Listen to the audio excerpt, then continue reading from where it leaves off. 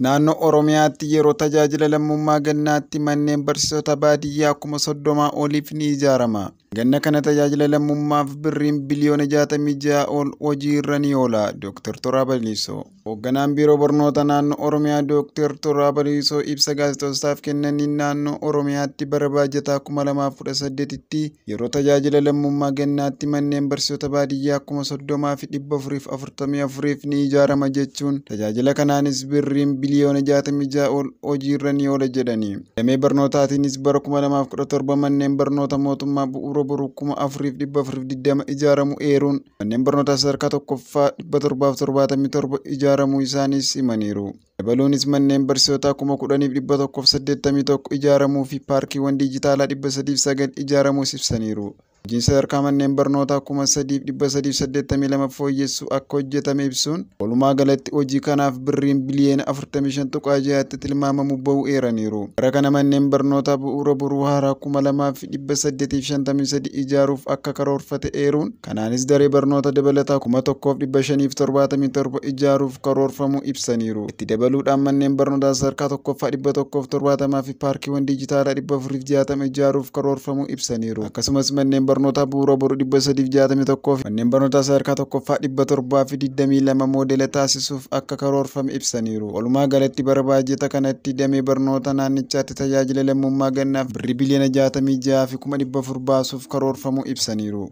Uummanni naannichaa tajaajila lammummaa gannaa kana irratti dammaqinaan akka hirmaatus waamicha dhiyeessaniiru.